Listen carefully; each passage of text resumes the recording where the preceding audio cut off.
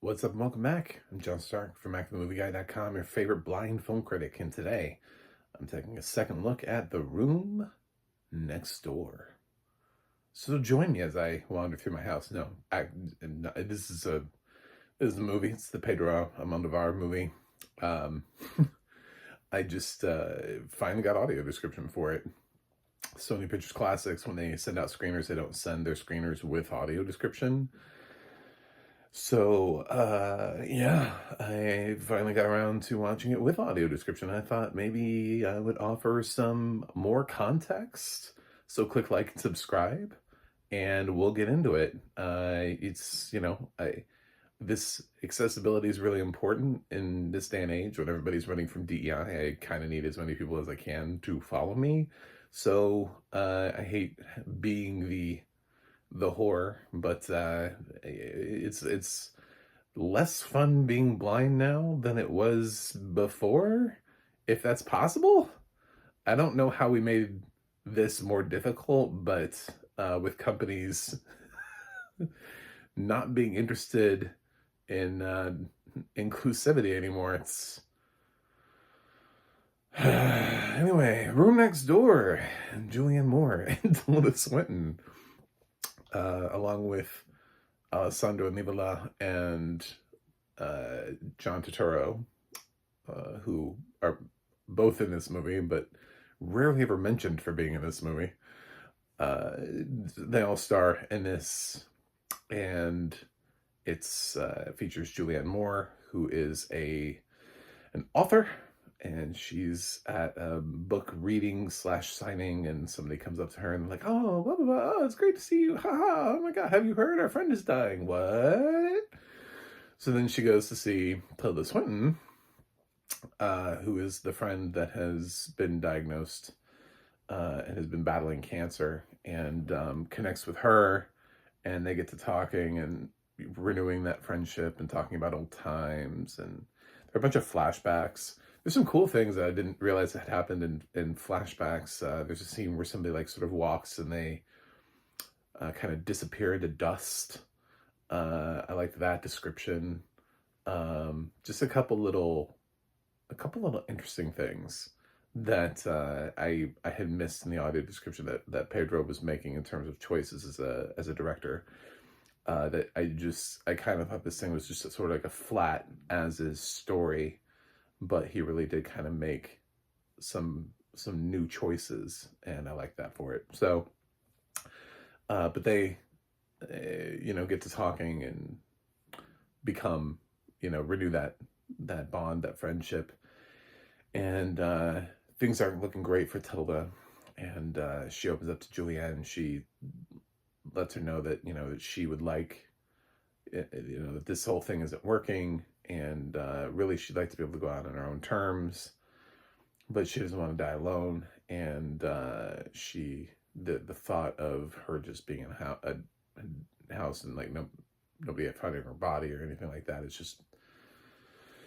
it's uncomfortable for her to think about leaving this earth alone, which is an interesting concept, I think, for anybody who lives alone and is worried about their health or thinks about their health. And it's like, yeah, I guess that is, when you put that perspective, it's like, how long would it take for somebody to know I was gone?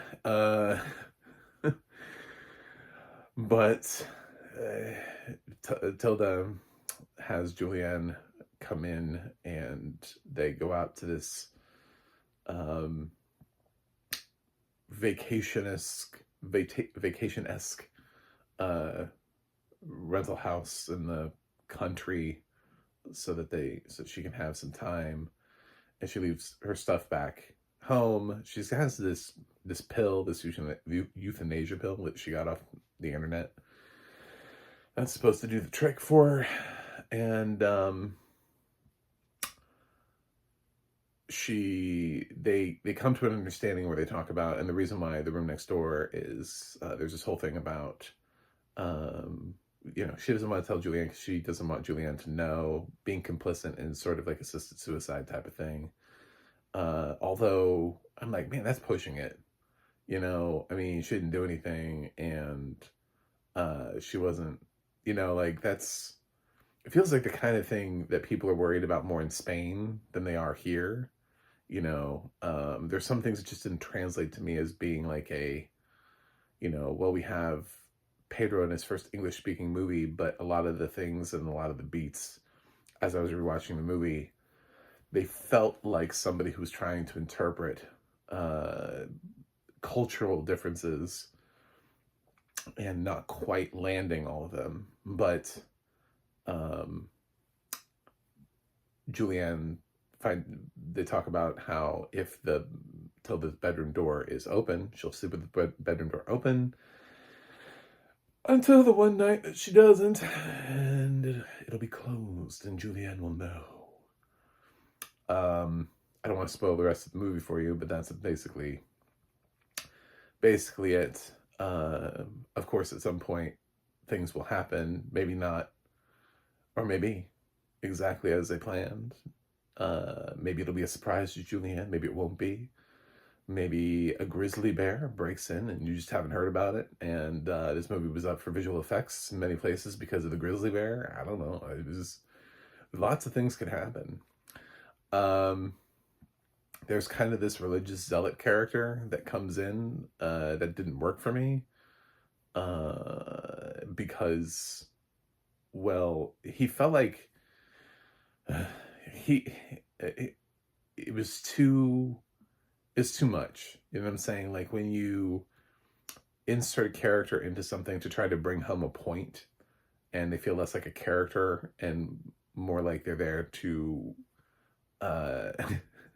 stir up trouble, to be like, this is the craziness of this position. Don't you think these people are crazy? And it's like, well,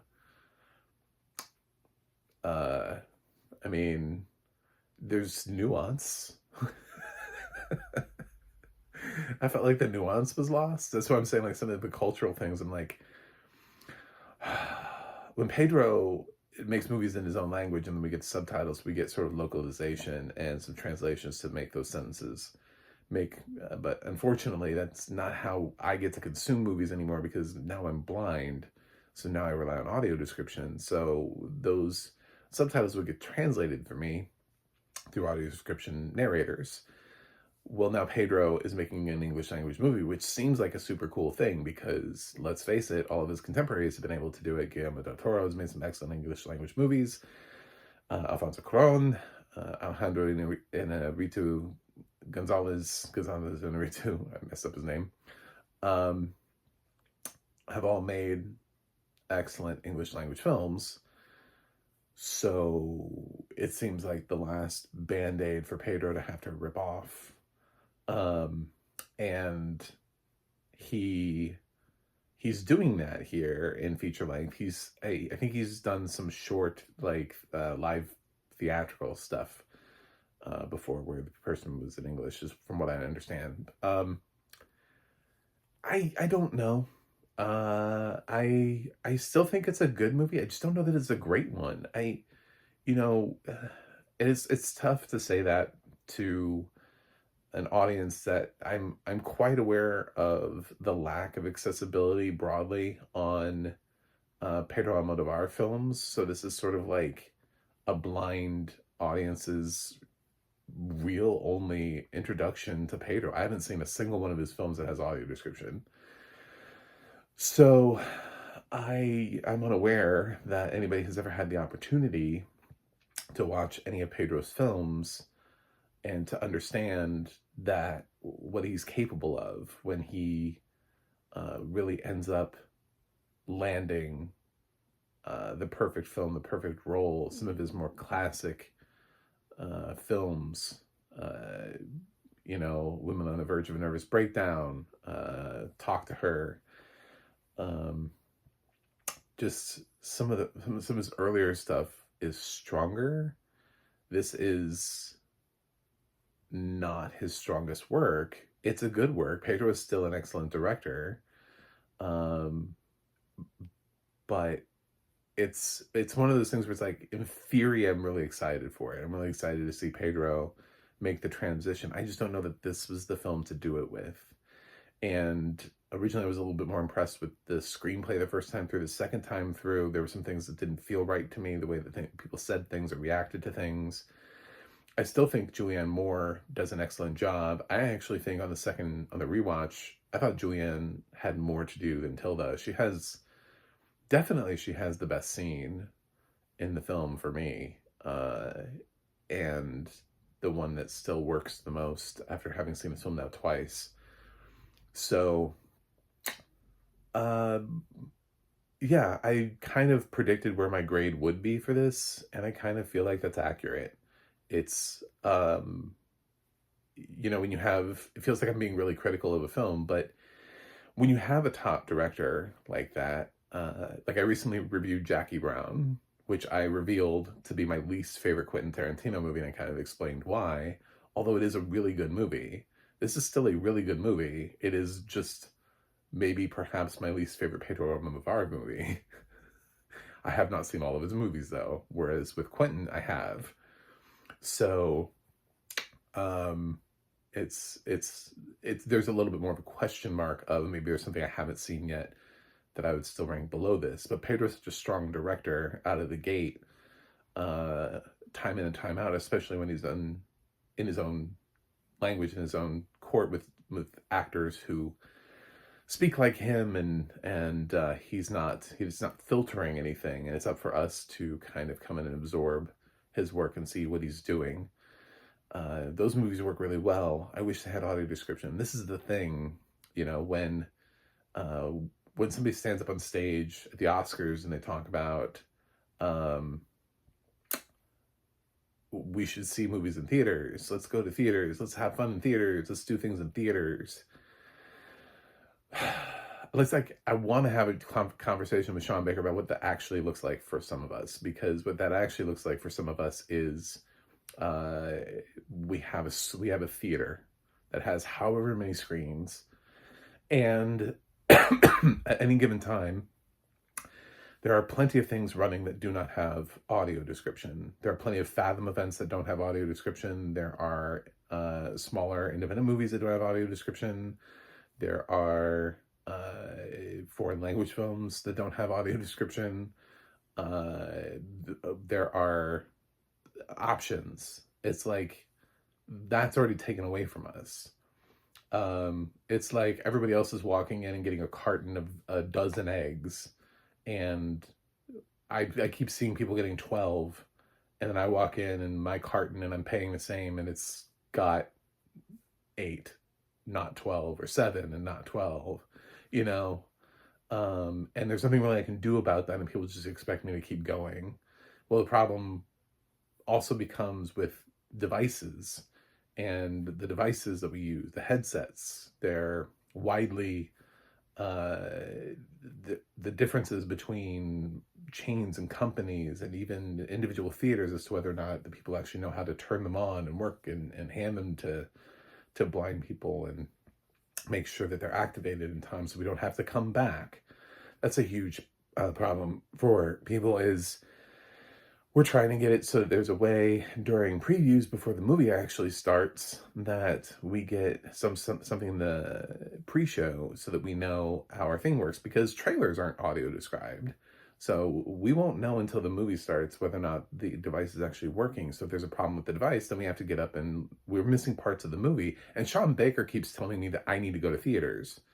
Sean Baker needs to have a conversation with me about accessibility. That's what Sean Baker needs to do, because things like Pedro Almodovar not having any other film that has audio description, that's a problem. He's a prolific director, and it just highlights how we ignore international cinema, but we put it in our theaters, but then we don't want blind and low vision people to have access to it. So that's where I'm getting to that. The problem is that Pedro Almodovar's film is the only accessible film with audio description to blind and low vision viewers. So, who only speak English, I should say. I'm sure in Spain. And that's another thing with international film, is even if those films have an audio description track in their native language, they don't always bring those to America. So even if you were an American who spoke Danish, and you're like, oh wow, I really want to go watch this film from Denmark because I happen to speak Danish. It doesn't mean that you're going to get Danish audio description. So anyway, the room next door, after that long rant, I'm I'm turning more and more into an activist. B plus. I I like the audio description track here. Sony does pretty solid work with audio description. They seem to hire the same person every single time. I think there's just one person who just makes audio description for Sony. It's always like the same voice. I'm like, God, man, this one. Anyway, um, but yeah, it seemed to bring everything together pretty well, and that's it. So I was able to connect more dots. There were some things that Pedro had done stylistically that I had a better connection to and reference of. But I still don't think this is his best film. So that's it. Thanks for watching. Thanks for subscribing. Remember, inclusivity is not a bad word, and I'll see you guys on the other side.